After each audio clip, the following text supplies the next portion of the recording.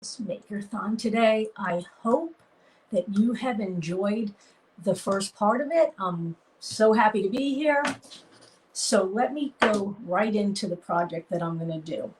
So what I did is I had gone to Joann. So if you have any kind of fabric place around by you, you can buy, I call it pleather. So it's like fake leather and it comes in a roll and you buy it by the yard. That's going to be the surface that I'm going to be working on today. Oops, something just went down. So this is what I'm going to be working on today. And what I'm going to do is I'm going to cut pieces of it. And I already started it. And I'm going to do like a, I think it's an 8x10. I'll tell you in a second. Piece of pleather. Now this does come in a range of colors, so you can get it any color you want to make it any way you want to make it. Yes, this is going to be an 8x10 when I get done with it. So what you do is you're going to measure it out, an 8x10, and then you're going to cut it with a pretty sharp pair of scissors. That's one thing that you need to do when you're working with like a leather type fabric, is really get a really sharp pair of scissors, because it is kind of a thick fabric. Now what I want to do is I am going to make this 8x10, so I need to cut it 10 inches wide. So what I do, just measure it out, take a pen and cut the rest. And this is going to be the base. Like I said, this pleather material comes in a lot of different colors. So you can have so many different variables of this project. Okay, so there you go. So now I have an 8x10 square of pleather. I am going to just round the edges out, just with no template. I'm just going to make the edges look a little rounded. And one other thing you could do with this, you do not have to make these square, because this is going to be a mouse pad, and you don't have to have a square mouse pad. You've seen round ones. So if you wanted to cut this into a round piece of pleather, you can do that. So simple, simple, simple. So now what I'm going to do, I'm going to start with the gel art ink. Gel art ink in a maker studio is formulated to go on fabric, but you could use it on pleather, you could use it on wood, you could use it on paper, you could use it on almost every surface, except probably glass and ceramic. So the color I'm using is Well I Declare. Now this is where your variables are going to come in, because you could do any stencil, any color pleather, and then any color gel art ink. So the first one I'm going to do is my favorite alphabet stencil in the Maker Studio brand is Alphabet 5.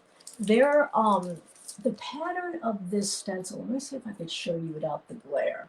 If you look at the detail in that letter, it's actually flowers. So when you put it on a surface, it gives you so much bang for your buck, because the pattern is wonderful. And with the mesh stencil, it gives so much detail that you couldn't get in a regular just plastic stencil, because it has to be totally empty in the center. So I am going to take my initials and I am going to put that on this particular mouse pad and I am going to kind of like put it to the side. So I'm going to use the C and the D for my name. And I'm going to take a spreader. Now the spreaders do come big like this, but what I like to do is cut them based on my surface that I'm using it on. If I was covering this whole thing with a stencil, I'd probably use the bigger one, because it's got more surface space. But since it isn't, I'm going to cut my spreader. I'm going to put some gel art ink on it in the color Well I Declare, which is the white version of their gel art ink. And I'm going to squeeze some out onto the surface of the spreader. Less is more when it comes to any product. And I am going to just spread it through the stencil, lift it up, and the design will be revealed. Super, super easy. Just going to put that to the side because I'm going to use it again. I'm going to lift this up, and you'll see how pretty this stencil is. See how much detail is in that stencil? And that's just a C with one color. So I don't even need to do different colors with that particular stencil, because it has so much detail in it. Now, with the stencils, they are a mesh stencil. You don't want the product to stay in the stencil. So what I do, since I'm on a live, is I have a, hope I don't spill this, I have a container of water, and I'm just going to place it in there. Now, normally, if I'm doing this and I'm not on a live, I'd have a sink nearby me, and I would just run the stencils under water, kind of swish it around with my hand, and they would be good to go. Dry them, sticky side up, wait till they dry, and then you would attach it back to the paper that it came on. That's all you have to do to maintain your mesh stencils. Very easy. Then you could use them up to 20 times. I am now going to put the other initial a little lower. I am going to lift this up because I don't want that piece of mylar to hit that because it's not dry yet.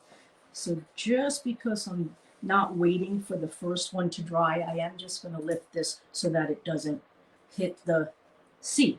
And then I'm going to just do my last name, initial, and then we will have a C and a D. I'm going to put that in the water, and there you go. A simple and easy mouse pad. Now, I would let this dry for a couple of hours before I decided to take a mouse over it.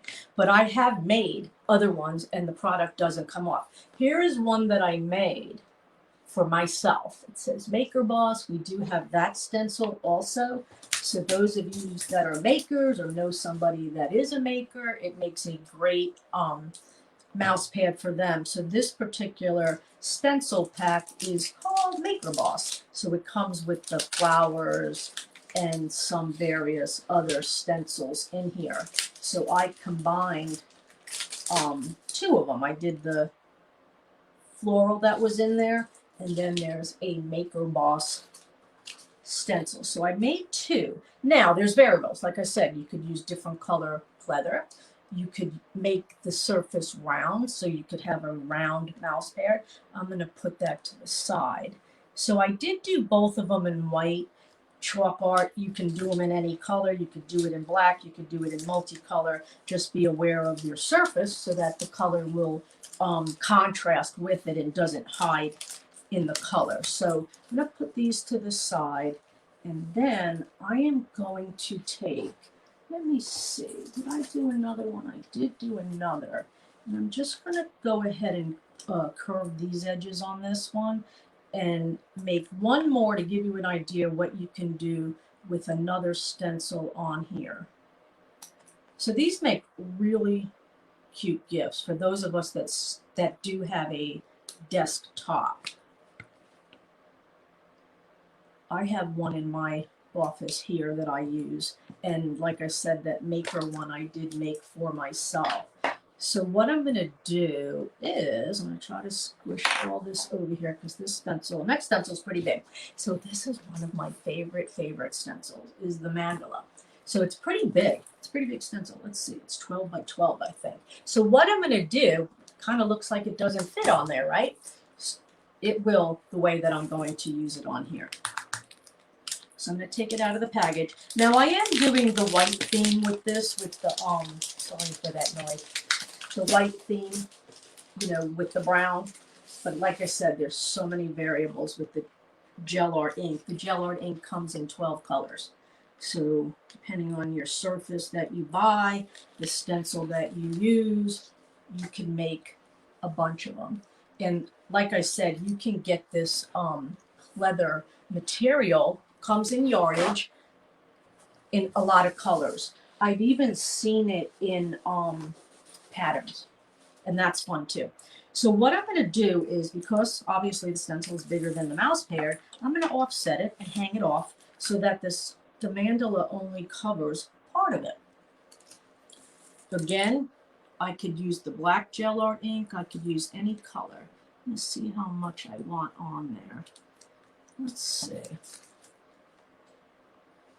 I want to get the center in there because that's like really pretty too. So again, when you're using these mesh stencils, just press it down really hard, make it firm against whatever surface you're using, whether it's the leather, wood, paper, or even fabric.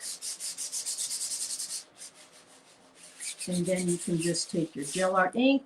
Again, I'll still use the same spreader, but because this is a bigger surface, I could use a bigger part of the spreader, but that means more cleaning. So again, I'm going to start to spread this through there.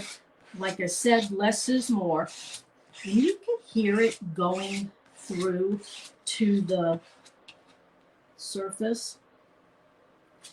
The way you can tell if you've gotten the product through